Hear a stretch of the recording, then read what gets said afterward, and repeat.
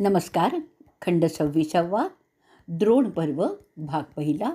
आपण ऐकतोय द्रोणाभिषेक पर्व भाग 10वा.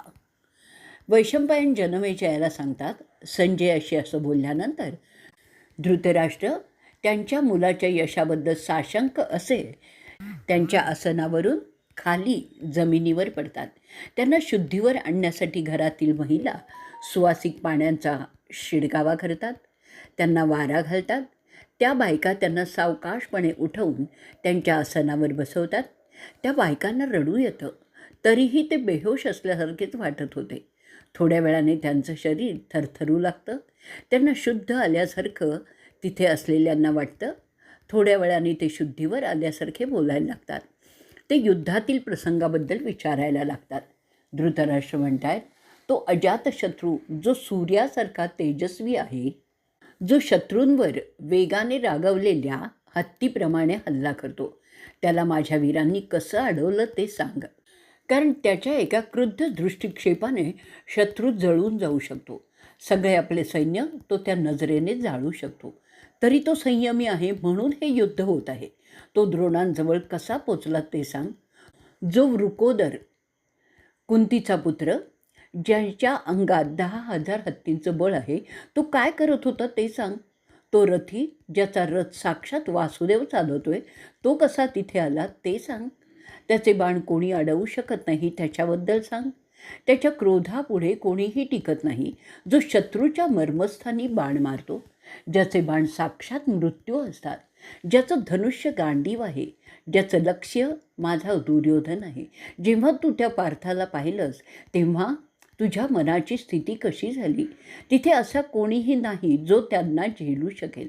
ते कोण होते जे द्रोणांबरोबर राहिले, आणि ते कोण भित्रे जे त्यावेळी पळून गेले ते मला सांग. त्या लढाईत मोठे मोठे योद्धे घाबरले होते. माझी सेना त्यांच्यापुढे टिकाव धरणारी नाही आहे. जेव्हा तो देखणा पंडुपुत्र नकुल द्रोणांवर धावून गेला, तेव्हा माझ्या सैन्याने कसा विरोध केला ते सांग.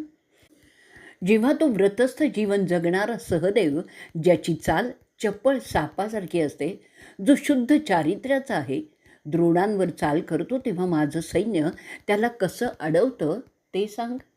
युयुधन, ज्याने सौवीराच्या राजाला पाणी पाजलं, जो ब्रह्मचर्य पालन करतो, जो रणांगणावर वासुदेवाच्या बरोबरीचा आहे, ज्याने अर्जुनाकडून विद्या संपादन केली, त्याचं काय झालं. त्यांनी काय केलं. सत्यकीला माझ्या सैन्याने अडवलं का त्यावेळी ते मला सांग. पांचालातील उत्तम मौजा, द्रुपदाचा मुलगा, जो नेहमीच अर्जुनाचा सहयोगी असतो, तो काय करत होता. तो कौरवांचा शत्रू आहे, त्यांनी काय केलं ते मला सांग. त्यांना माझ्या सैन्याने थांबवलं का. दृष्टकेतूला माझ्या कोणत्या लढवय्याने विरोध केला. पांडवांच्या बाजूचे छेड्डी द्रोणावर कसे चालून गेले ते सांग. केतुमलाला द्रोणापासून दूर ठेवण्यासाठी कोणी प्रयत्न केले ते सांग. शिखंडींनी द्रोणांच्या वधात काय केलं, ज्याने भीष्माच्या वधाचं काम केलं ते मला समजून घ्यायचं आहे.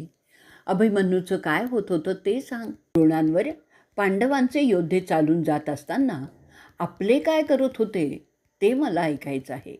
द्रौपदीची मुलं त्यावेळी काय करत होती. त्या मुलांनी लहानपणीच बाळपणाचे खेळ टाकून मोठ्यांचे खेळ स्वीकारलेले आहेत. मग ते काय करत होते.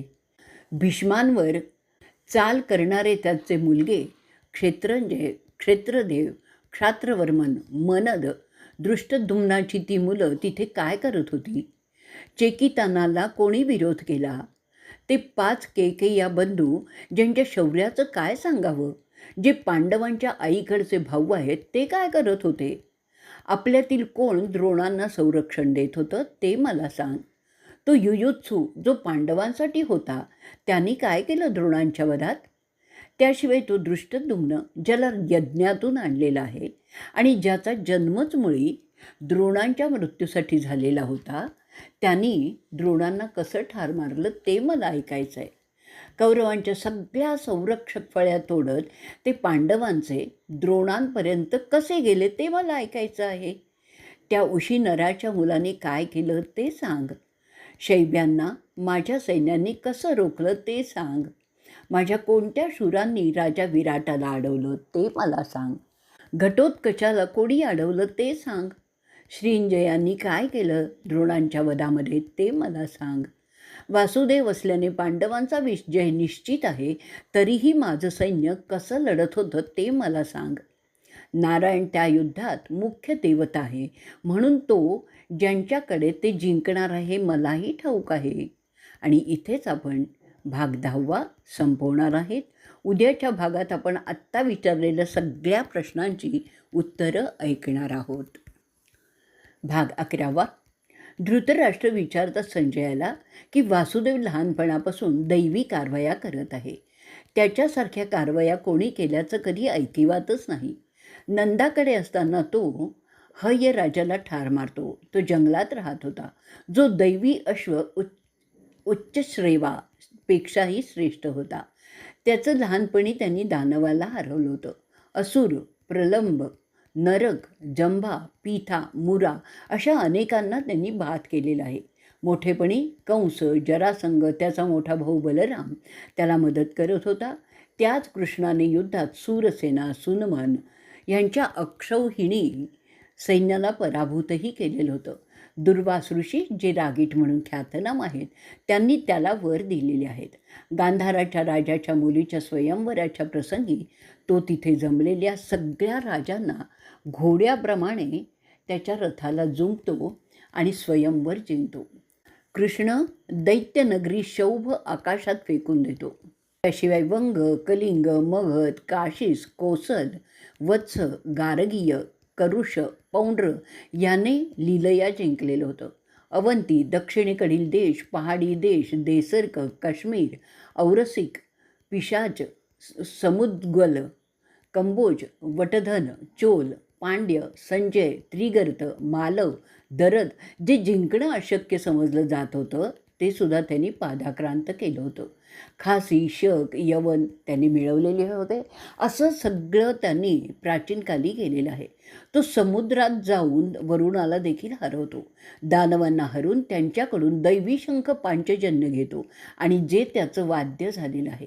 अग्नीला संतुष्ट केलं दोघांनी खांडववनात. महेंद्राला हरवून त्याच्याकडून पारिजातक पृथ्वीवर आणला. कोणी कृष्णाला पराजित केलं असं कधी ऐकलंच नाही आहे.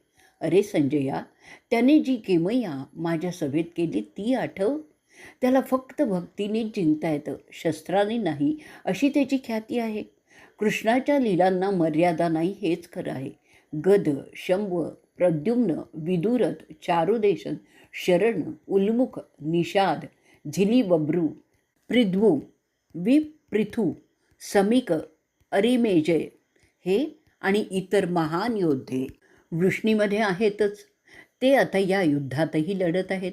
जिथे जनार्दन आहे तिथे बलराम आहे. तो जनार्दन पांडवांसाठी लढत आहे. त्यांच्याशी लढण्याचा विचार करणंसुद्धा मूर्खपणाचंच आहे. तो मनात आणेल तर सगळी पृथ्वी पांडवांना आंदण देऊ शकतो. असा कोणता रथ आहे की तो धनंजयाच्या रथापुढे जाईल, ज्याचा सारथी कृष्ण आहे. माझा मूर्ख मुलगा केशवाला ओळखतच नाही.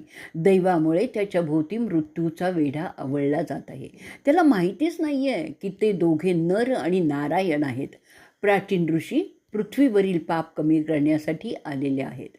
सामान्य लोकांना वाटतं की ते दोन आहेत, परंतु जे जाणतात त्यांनाच माहीत आहे की ते एकच आहेत. ते सदैव अजिंक्यच असतात. भीष्म आणि द्रोण कितीही श्रेष्ठ होते, पण अखेरीस मृत्यूंनी त्यांना नेलंच ना. वेदाचा अभ्यास करा, ब्रह्मचर्य पाळा, वैराग्य धारण करा. काहीही केलं तरी मृत्यू हा नेणारच आहे हे समजूनच माणसाने कर्म केलं पाहिजे. त्या दोघांच्या मृत्यूमुळे आम्हाला युधिष्ठिराच्याच आश्रयाने राहावं लागणार आहे. युधिष्ठिराच्या क्रोधामुळे भीष्म आणि द्रोण मेले. मला असं वाटतंय की सगळं नष्ट होणार आहे. जे काही घडलं ते मला सगळं सांग संजया. इथेच आपण 11वा भाग आपला संपवणार आहोत. भाग 12. संजय म्हणतो, जे मी माझ्या डोळ्यांनी पाहिलं ते सांगतो. द्रोण कसे खाली पडले पहिल्यांदा ते सांगतो. द्रोणांना पांडव आणि श्रींजय कसं ठार मारतात तेही मी सांगतो. सरसेनापदी पद मिळाल्यानंतर द्रोण कुमच्या मुलाला काय सांगतात ते प्रथम सांगतो. ते म्हणतात, आपण मला हा सन्मान दिला आहे त्याबद्दल धन्यवाद करतो. माझ्याकडून आपल्या कोणत्या अपेक्षा आहेत ते सांगा. ते ऐकल्यानंतर तुमचा मुलगा दुःशासन आणि कर्णाबरोबर चर्चा करतो. नंतर त्यांना म्हणतो की आपण पांडवांचा मोठा भाऊ युधिष्ठिर याला अटक करा आणि माझ्यासमोर त्याला जिवंत आणा. ते ऐकल्यावर तो त्यांचा एकेकाळचा गुरु म्हणतो, तू केवळ कुंतीपुत्राला अटक करायला सांगतोयस, त्यापेक्षा त्याला मारण्याची आज्ञा दे ना, ते अधिक सोपं होईल मला. त्यावर तुझा मुलगा मला सांगतोय की तुम्ही समजता तसं काहीही नाही आहे. मला त्यांच्याबद्दल प्रेम वगैरे झालेलं नाही आहे. ह्यात एक कुटील कारस्थान आहे, ते ऐका. मी त्याला आणि त्याच्याबरोबर त्याच्या मूर्ख आज्ञाधारक भावांना पुन्हा वनवासात पाठवणार आहे. त्यामुळे युद्ध करण्याचं कारण राहणारच नाही. तिथे ते सगळे मूर्खासारखे रानात त्यांचं आयुष्य व्यतीत करतील आणि मी इथे मजेत राहीन. परंतु जर त्याला मारलं तर त्याचे बंधू आम्हा सगळ्या कौरवांचा नाश करतील. म्हणून त्या मूर्ख माणसाला तुम्ही माझ्याकडे जिवंत आणावं अशी मी तुम्हाला आज्ञा करत आहे. द्रोण त्यावर म्हणतायत, जर अर्जुनाचं संरक्षण त्याला नसतं तर मी त्याला ताबडतोब अटक करून आणलं असतं. पार्थाबद्दल सांगायचं म्हणजे त्याला देवसुद्धा हात लावणार नाही आहेत, म्हणून मी ते करणार नाही. अर्जुन तर माझा प्रिय शिष्य आहे. मीच त्याला धनुर्विद्येचे पहिले धडे दिलेले आहेत. त्यानंतर त्यांनी इंद्राकडून भद्राकडून आणखीनही विद्या संपादन केलेली आहे. त्याशिवाय त्याचा तुझ्यावर रागच आहे, म्हणून मी ते करणार नाही. परंतु तू ते करण्याचं कार्य तुझ्या मित्राला सांगू शकतोस, जो पांडवांचा नेहमीच द्वेष करत असतो. तू प्रथमच अर्जुनाचा नाश करून दाखव, त्यानंतर तुझं काम सोपं होईल. कर्णाला सांग अर्जुनाचा नाश करण्याचं काम आणि पहा काय होतंय ते. एकदा अर्जुनाचा नाश झाला ना की युधिष्ठिराला पकडणं काहीही अवघड नाही. जोवर अर्जुन आहे ना तोवर त्याचं तो रक्षण करणारच आहे. संजय पुढे सांगतो, द्रोणाने तसं मर्यादित स्वरूपाचं आश्वासन दिलं, त्यामुळे तुझा मूर्ख मुलगा फार खुशीत जातो. जणू काही युधिष्ठिराला अटक झालेलीच आहे. तरी तुझ्या मुलाला द्रोणांचा कल पांडवांच्याकडे आहे हे माहिती होतं, म्हणून त्यांना त्यांचा शब्द पाळण्यास सांगून तो त्याच्या सैन्याला पार्थावर सोडतो. तो जाहीर करतो की द्रोण युधिष्ठिराला अटक करणार आहे आणि ती वार्ता पांडवांच्या गटात पोचते. पण इथेच आपला 12वा भाग आपण संपवणार आहोत. भाग 13वा. संजय पुढे सांगतो की त्या मर्यादित स्वरूपाची घोषणा द्रोणांनी केल्यानंतर युद्धभूमीत एकच गदारोळ उठतो. युधिष्ठिराला कैद करण्याचं फरमान दुर्योधन काढतं. सगळेच नवल करतात. युधिष्ठिराला त्याच्या दूतांद्वारे काय खबर आहे ते समजते. त्यात कोणता डाव आहे ते सुद्धा त्याला समजतं आणि त्यानंतर तो त्याच्या सगळ्या भावांना आणि मित्र राजांना एकत्र बोलवतो आणि धनंजयाला म्हणतो की द्रोणांना आज्ञा झालेली आहे की त्यांनी मला कैद करावं, दुर्योधनापुढे आणावं आणि त्याप्रमाणे ते करणार असं दिसतंय. त्यासाठी आता आपल्याला कसं करावं लागेल की तो त्यांचा उद्देश साध्य होणार नाही. त्यांनी सांगितलं आहे की प्रथम धनंजयाचा काटा दुर्योधनाने काढावा आणि मगच ते युधिष्ठिराला कैद करण्याचं वचन पूर्ण करतील. याचाच अर्थ असा होता की सगळं काही तुझ्यावर अवलंबून आहे. त्यासाठी अशी काहीतरी कारवाई केली पाहिजे की दुर्योधनाचा उद्देश साध्यच होणार नाही. त्यावर अर्जुन म्हणतो, माझ्या गुरूंचा वध मी कधीच करणार नाही. त्यासाठी दुसऱ्या कोणाची तरी नेमणूक करावी लागेल. त्याचप्रमाणे मी आपल्याला कधीच कैदही होऊ देणार नाही. धृतराष्ट्राच्या मुलाला सत्ता पाहिजे आणि त्यासाठी हा खोटा मार्ग तो वापरू पाहत आहे. त्याचं स्वप्न कधीच खरं होणार नाही. आकाश त्यातील तारे घेऊन एक वेळ पडेल, पृथ्वी कदाचित दुभंगेल, परंतु द्रोण आपल्याला कधीच कैद करू शकणार नाहीत. जोर मी आहे. मी आत्तापर्यंत कधीही हरलो नाही. माझं म्हणणं कधीच खोटंही झालेलं नाही आहे आणि मी दिलेलं वचन कधीही मोडलेलं नाही आहे. त्यामुळे आपण भय सोडूनच द्यावं. संजय पुढे सांगतो, त्यानंतर युद्धाच्या आवाहनाची रणवाद्य शंख, ढोलकी, झांजा वाजण्यास पांडवांच्या तळावर सुरुवात होते. पांडव मोठ्या मोठ्यांदा कौरवांना आव्हान देऊ लागतात. त्या आवाजाने तर आकाशही दुमदुमून निघतं. तो गदारोळ ऐकून तुझ्या तळातून सुद्धा तसेच आव्हानाचे आवाज येऊ लागतात. त्यानंतर युद्धाला तोंड फुटतं. द्रोण आणि पांचाल एकमेकांना भिडतात. श्रींजय मोठ्या कष्टाने द्रोणांच्या पलटणीला हरवण्याचा प्रयत्न करत असतात, पण त्यांना म्हणावं तसं यश येताना दिसत नाही. त्याचप्रमाणे तुझ्या पलटणासुद्धा पांडवांच्या पुढे मार खात असलेल्याच दिसत होत्या. दोन्हीही बाजू आघाडीत यशस्वी काही होत नव्हत्या. त्यानंतर द्रोण आघाडी मारतात आणि पांडवांच्या फौजांची फळी तोडण्यात यशस्वी होतात. द्रोणांचा रथ असा काही चपळतेने फिरत होता की तो एकच नसून अनेक आहेत असं वाटायला लागलं होतं. त्यामुळे पांडव आणि श्रींजयाच्या सैनिकातही घबराट पसरली. त्याचवेळी द्रोण साक्षात सूर्य असावेत असे त्या दुपारच्या प्रहरी चमकत होते त्या 12व्या दिवशी. द्रोणांच्या त्या कारवाईमुळे पांडवांच्या गटात चिंतेचं वातावरण उत्पन्न झालं होतं. त्यानंतर भारद्वाजाचा मुलगा त्याच्या बाणांनी दृष्टद्युम्नाच्या फौजांचा परामर्श घेऊ लागतो आणि त्याच्या बाणांच्या वर्षावाने प्रिशताच्या मुलाच्या फौजा हवालदिल झालेल्या होत्या. इथेच आपण आपला 13वा भाग संपवणार आहोत. भाग 14वा.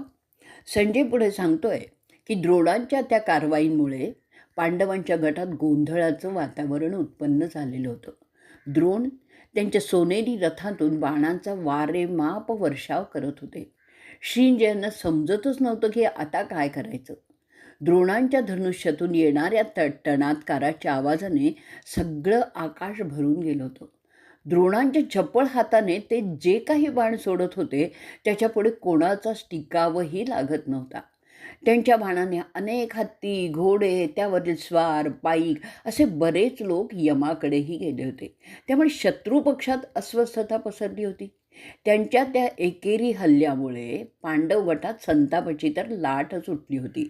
त्या नरसंहारामुळे श्वापदांचे लोंढे रणभूमीत येऊ लागले होते.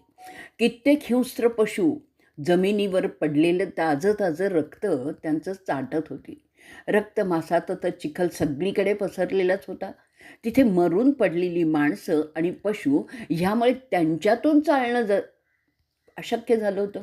रथसुद्धा अडकून पडलेले होते, घोडे खिंकाळत होते. मेलेल्यांच्याबरोबर त्यांची शस्त्र तिथेच विखुरलेली होती. कित्येकांच्या अंगावरून दागिनेसुद्धा त्या चिखलात पडलेले दिसत होते. अशी अवस्था त्या कुरुक्षेत्राची जिथे ते युद्ध होत होतं. भीष्मांनी केलेला संहार आणि हा द्रोणांनी केलेला संहार दोन्ही सारखेच होते. द्रोण त्यांचा रथ घेऊन त्या रणांगणात त्यांचा अडकलेला रथ काढण्याचे प्रयत्न करीत असताना युधिष्ठिर त्याच्या सैनिकांना द्रोणांच्या रथाला घेराव टाकण्याचा आदेश देतो. ते सैनिक पायी चालत त्या रक्ताच्या चिखलातून द्रोणांच्या रथाला घेराव घालतात. द्रोण ते पाहत असतात पण काहीही करू शकत नाहीत. आणि त्याचवेळी तुमचे शूर योद्धे पांडवांच्या योद्ध्यांना अडवण्यासाठी पुढे होतात. त्यांच्या धमासान युद्ध पुन्हा सुरू होतं. त्यात शकुनी मोठा भाग घेतो. तो सहदेवावर चाल करून जातो. तो त्याच्या सारथ्याला जखमी करतो. सहदेव त्यामुळे न घाबरता शकुनीचा रथ मोडून टाकतो. शकुनीवर 6 बाण मारतो. त्यामुळे तो जबर जखमी होतो. तरीही तो शूरवीर योद्धा रथातून उडी मारतो आणि हातात गदा घेऊन सहदेवावर चाल करून जातो. तो सहदेवाच्या सारथ्याला खाली पाडतो. आता दोघांचेही रथ निकामी झालेले असतात. ते दोघेही गदायुद्ध सुरू करतात. द्रोण द्रुपदाला 10 बाण मारतात आणि त्या बदल्यात द्रुपद द्रोणांना अनेक बाण मारतात. त्यांचं एकमेकांना बाण मारण्याचं तसं चालूच होतं. भीम विवंसतीला बाण मारतो, त्यामुळे त्याला काहीच होत नाही, पण त्याचं भीमाला आश्चर्यच वाटतं. विवंसती भीमाचे घोडे मारून टाकतो. आता ते दोघेही जमिनीवर येतात. त्यांच्या हातात गदा असतात. भीमसुद्धा त्याच्या शत्रूचे घोडे मारतो, पण विवंसिती घाबरत नाही. विवंसिती तलवारीने भीमाशी लढण्यास सुरुवात करतो. भीम तर चवताळलेल्या हत्तीसारखाच त्याच्यावर जातो. शल्य हसत नकुलाला जखमी करतो, जो त्याचा भाचा आहे. मामाच्या त्या हल्ल्याने न घाबरता त्यांचे घोडे, छत्री आणि सारथी असं सगळं नकुल नष्ट करतो आणि त्या जोशातच शंख वाजवायला लागतो. दृष्टकेतू कृपांशी लढत असतो. त्यांच्यात बाणयुद्ध सुरू होतं. सत्यकी हसत कृतवर्मनला जखमी करतो. तरीसुद्धा कृतवर्मन सत्यकीला बाणाने हैराण करतो. सेनापती शुशुर्मनला त्याच्या वर्मस्थानी बाण मारून जखमी करतो. शुशुर्मन त्याच्यावर भाला फेकतो. विराट राजा त्याच्या मत्स्य योद्ध्यांबरोबर शत्रूंशी लढत असतो. तो कर्णाला आव्हान देतो. ते विशेष लक्षणीय होतं. कर्णाला आव्हान देणं हेच मोठं धाडसाचं समजलं गेलं. त्यांची लढाई चांगलीच जुंपली. राजा द्रुपद भागदत्ताशी लढत होता. त्यांचं द्वंद्वही पाहण्यासारखंच होतं असे आकाशातली देव आणि ऋषी सांगत होते. सोमदत्ताचा मुलगा आणि शिखंडी दोघेही उत्तम लढवय्ये एकमेकांना पुरूनच उरलेले होते. भूरिश्रव यज्ञसेनाच्या मुलाला आव्हान देतो. शिखंडी सोमदत्ताच्या मुलाला, भूरिश्रवाला अनेक बाण मारतो. ते राक्षस हिडिंबेचा मुलगा आणि अलमवुष यांचं द्वंद्व तर वाखाणण्यासारखंच होतं. त्यांचं युद्धकौशल्य कमालीचं होतं. ते त्यांची भ्रमकिमया एकमेकांवर वापरत होते. भयंकर लढणारा चेकितन अनुविंदाशी लढत होता. लक्ष्मण म्हणजे दुर्योधनाचा क्षात्रदेवाशी लढत होता. पौरव राजा अभिमन्यूला आव्हान देतो. त्या दोघात जे काही युद्ध झालं त्याची तर तारीफ देवच करत होते. त्यामध्ये अभिमन्यू पौरवाचा झेंडा पाडतो. त्यानंतर त्याला अनेक बाण मारतो. ते केल्यानंतर तो आनंदाने सिंहगर्जना करतो. अभिमन्यू पौरवाला ठार मारण्यासाठी बाण लावतो, परंतु त्याच वेळी रुदिकाचा मुलगा त्याचं धनुष्य मोडून टाकतो. अभिमन्यू धनुष्य सोडून तलवार आणि ढाल घेतो. जमिनीवर उतरतो. त्याची हिंमत खरोखरीच वाखाणण्यासारखीच होती. ढाल आणि तलवार दोन्हीही ते असा काही चालवत होता की ढालसुद्धा शस्त्रढाली झाली होती. त्यानंतर तो अर्जुनाचा मुलगा पौरवाच्याच रथात चढतो आणि मोठ्यांदा गर्जना करत त्याच्यावर वार करतो. तो पौरवाच्या झिंज्या उपटतो. त्याला खाली पाडतो. तलवारीचे वार त्याच्यावर करतो. त्यानंतर अभिमन्यू त्याला केस पकडूनच उभा करतो. इथे पौरवाचं काहीच चालत नसतं. जशी गाय सिंहापुढे खाली मान घालून पडते तसंच त्याचं झालेलं होतं. पौरवाचे होत असलेले हाल जयद्रथाला पाहवत नाही.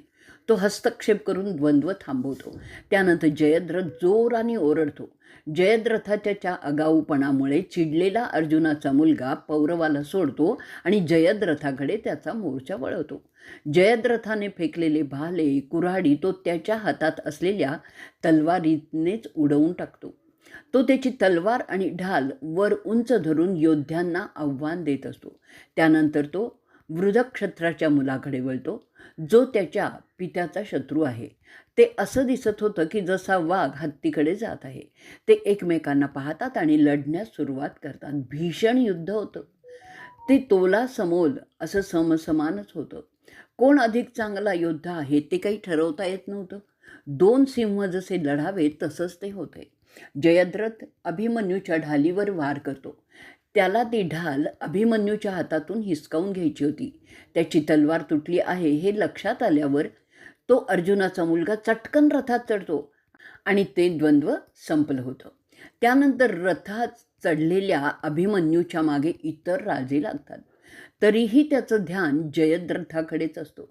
तो पाहत असतो जयद्रथ काय चाल करणार आहे ते. जयद्रथ हरला आहे ते समजल्यावर तो इतर कौरवांच्याकडे पाहू लागतो. त्यावेळी सल्य त्यावर एक भयंकर शर फेकतो. अभिमन्यू उडी मारून तो शर पकडतो. जसा गरुड उडता उडता पक्षी हवेतच पकडतात तसं ते दिसत होतं.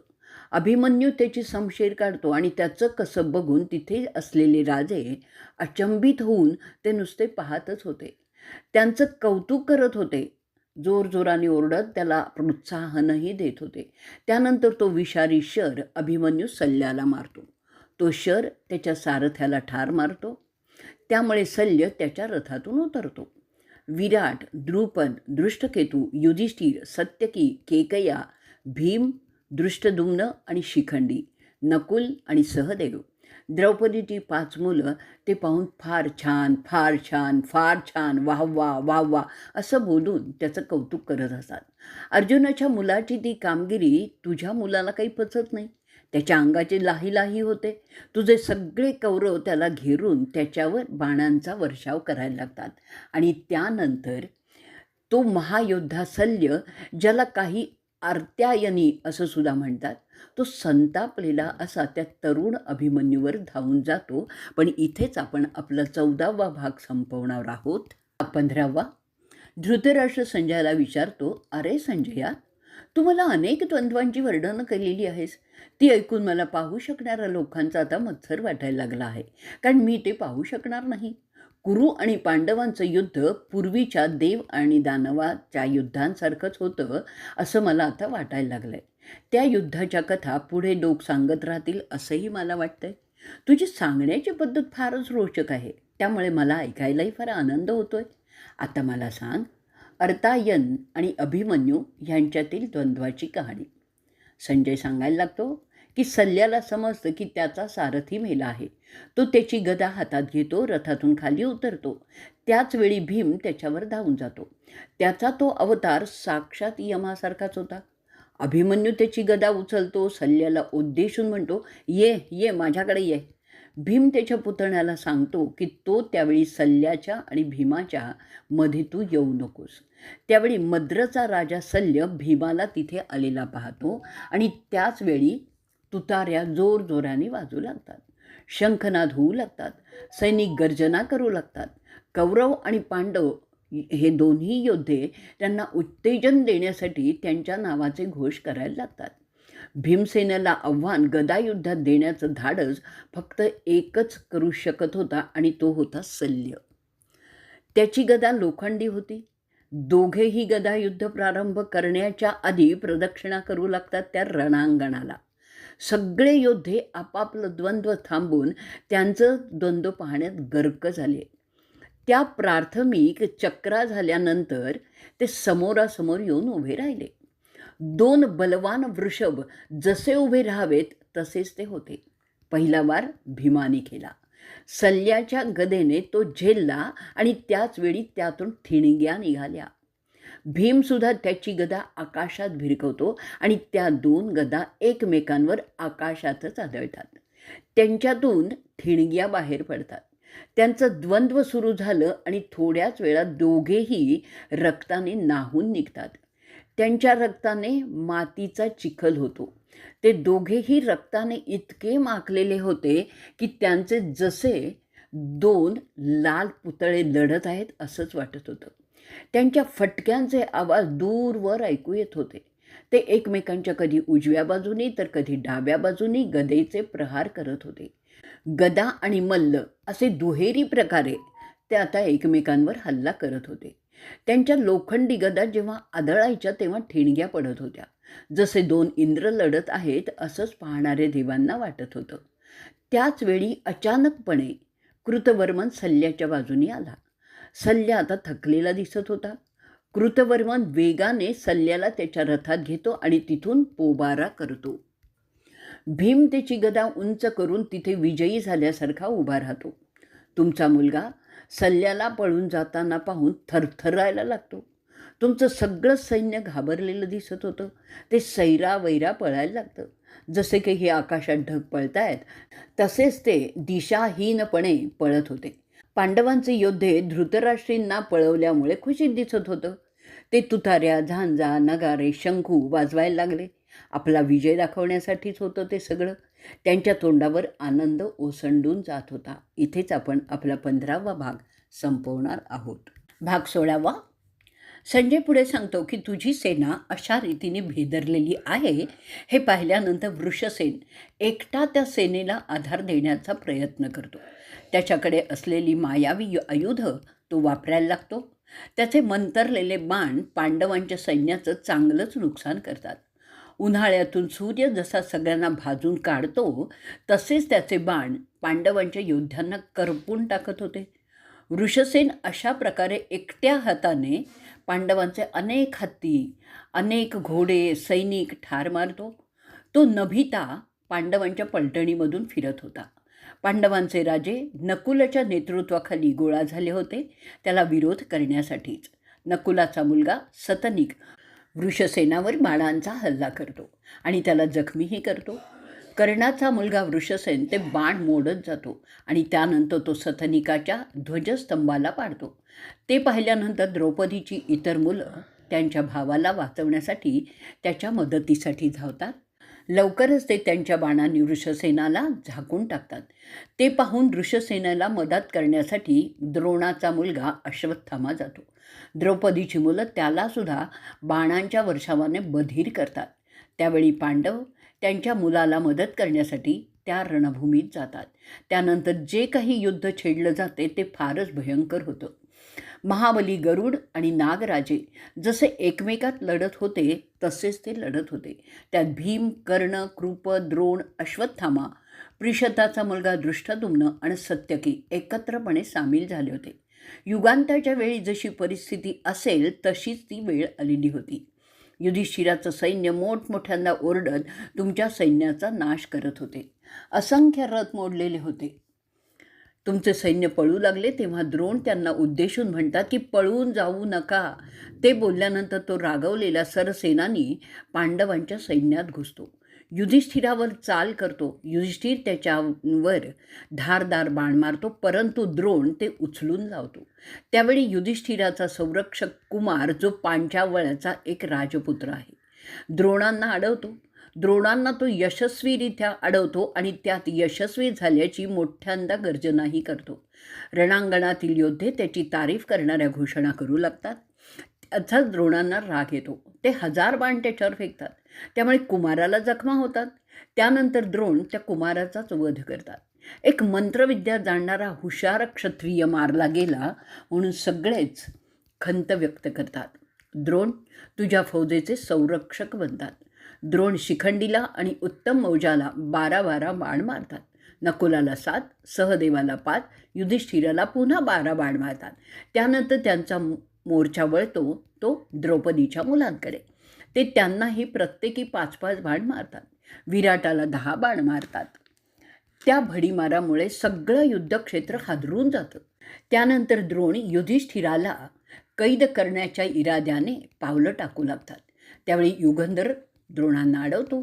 त्यानंतर विराट, द्रुपद, केकया, सत्यकी, सिवी, व्याघ्रधर, पांचालचा राजपुत्र, पराक्रमी सिंहसेन आणि इतर बरेच कोणी द्रोणाला घेरतात.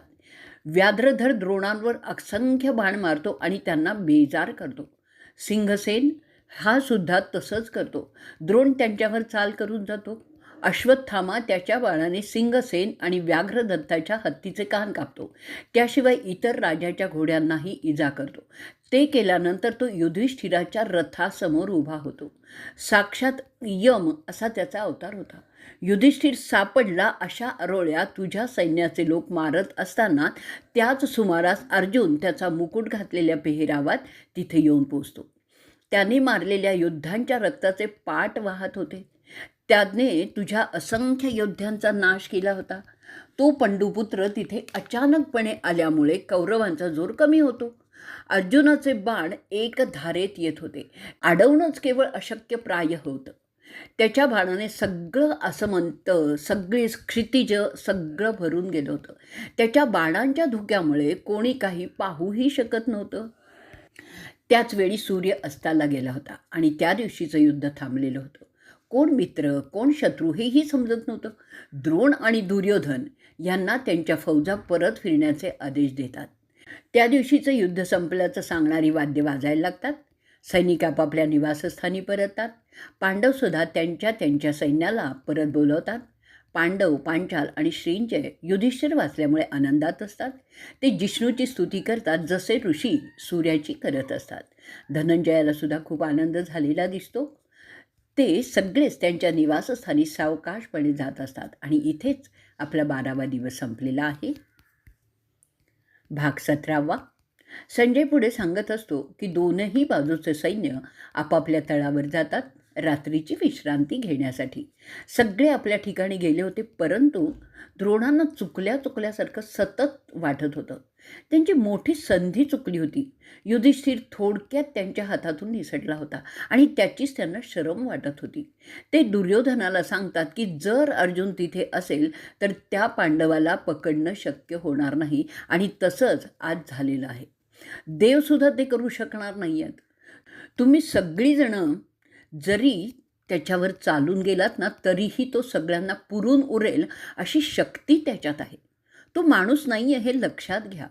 कृष्ण आणि अर्जुन एकत्र असल्यावर त्यांना कोणीही बादच करू शकणार नाही. जर तू काही करून त्याला अर्जुनाच्या संरक्षणातून दूर करू शकलास तरच युधिष्ठिराला पकडता येईल, एरवी शक्य नाही, असं द्रोण दुर्योधनाला निक्षून सांगतात. युधिष्ठिर आहे त्यापेक्षा फार दूर अशा जागी अर्जुनाला युद्धात अडकवलंस तरच ते शक्य आहे, एरवी नाही. जर ते तुला करता आलं तर मी दृष्टद्युम्नाच्या समोर यमाच्या मुलाला त्याच्या पलटणीसकट पकडून आणीन, असा मी तुला विश्वास देतो.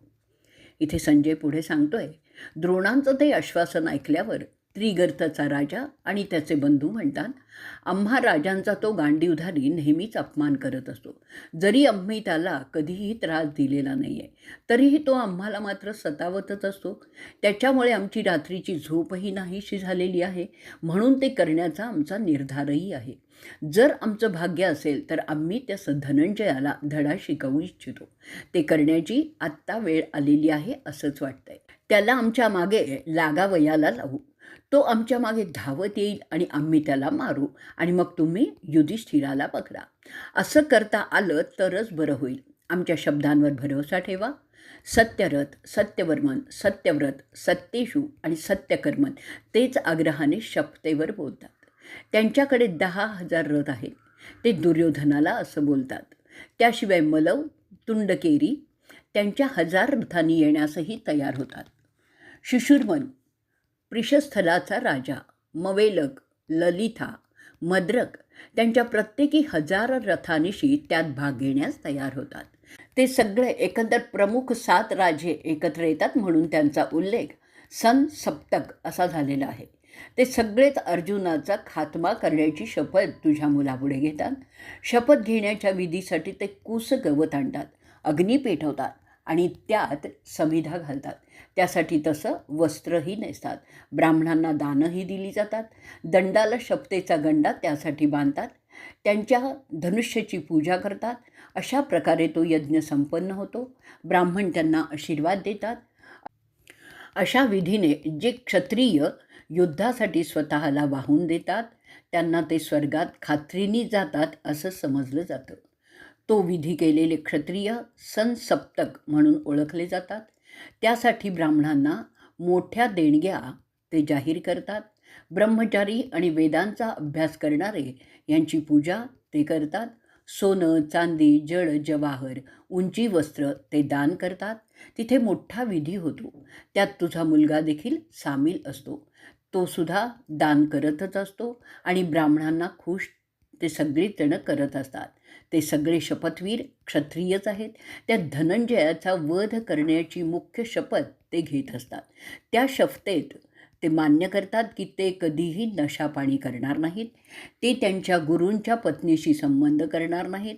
ते कोणाच्या गोष्टी चोरणार नाहीत. ते ब्राह्मणाची चोरी करणार नाहीत. विश्वासघात करणार नाहीत. ते स्त्रीच्या इच्छेविरुद्ध तिच्याशी संबंध करणार नाहीत. ते त्यांच्या स्त्रींच्या मासिक पाळीच्या काळी जबरदस्ती करणार नाहीत. जे श्राद्धाच्या आणि दुसऱ्या दिवशी कोणत्याही बाई शेजारी झोपणार नाहीत. चोरटे व्यवहार करणार नाहीत. जे अश्रद्ध आहेत त्यांच्याशी संबंध ठेवणार नाहीत. ज्याच पाप आहे ते कधीही करणार नाहीत. धनंजयाला मारल्याने किंवा त्याच्याकडून मारलं गेल्यामुळे आम्हाला उत्तम लोक मिळो अशी त्यात प्रार्थना होती. ब्राह्मणांकडून ते अशी शपथ करून घेतात. नंतर ते अर्जुनाला दक्षिणेकडच्या भागात लढण्यासाठी बोलवण्याचं ठरवतात. ते ठरवल्यानंतर ते 13व्या दिवशी युद्धासाठी रणांगणाकडे निघतात. अर्जुनाला ते तसं आव्हान देतात. ते समजल्यावर तो पांडव त्याच्या मोठ्या भावाला म्हणतो, मी आव्हान कधीच नाकारत नाही. शिशुर्मन आणि त्याच्या लोकांनी मला दक्षिणेकडे लढण्यासाठी आव्हान दिलेलं आहे आणि मला ते आव्हान घेण्याची आपण परवानगी द्यावी. ते आधीच मेले आहेत असं समज. युधिष्ठिर त्याला समज देतो की द्रोणांनी जे सांगितलेलं आहे त्याप्रमाणे माझ्यापासून तुला दूर नेण्याचा हा त्यांचा डाव आहे हे तू समजून घे. द्रोण फार शक्तिमान आहेत. जर तू माझ्याबरोबर नसशील तर ते मला सहजपणे पकडू शकतील. त्याचासुद्धा विचार करावा लागेल, कारण हा त्यांचा डाव आहे की तू माझ्यापासून दूर राहावंस. अर्जुन त्याला म्हणतो, सत्यजित आज तुझा संरक्षक असेल. जोवर सत्यजित तुमच्याजवळ आहे तोवर गुरुजी तुला पकडू शकणार नाहीत. इथे गुरुजी म्हणजे द्रोण. असा मला विश्वास आहे. परंतु जर तो मारला गेला तर तुम्ही युद्धात राहू नका, जरी आपलं सैन्य तुमच्या भोवती असेल तरीही. संजय पुढे सांगतो, युधिष्ठिर त्यानंतर अर्जुनाला ते आव्हान घेण्याची परवानगी देतो, त्याला मिठी मारतो, त्याच्याकडे प्रेमाने पाहतो. अशा रीतीने युधिष्ठिराच्या संरक्षणाची व्यवस्था केल्यानंतर तो आव्हान घेण्यासाठी निघतो. महाबली पार्थ त्रिगर्ताचं आव्हान घेण्यासाठी दक्षिणेकडे जातो. दुर्योधनाचे कपटी लोक त्या संधीची वाट पाहतच असतात. ते युधिष्ठिराला कैद करण्यासाठी फारच उत्तेजित होतात. ते असे लढतात जसे गंगा आणि शरयू एकमेकात मिसळत आहे. इथेच आपण आपला 17वा भाग पूर्ण करणार आहोत. त्याचप्रमाणे द्रोणाभिषेक पर्व हे पण आपण इथेच संपवणार आहोत.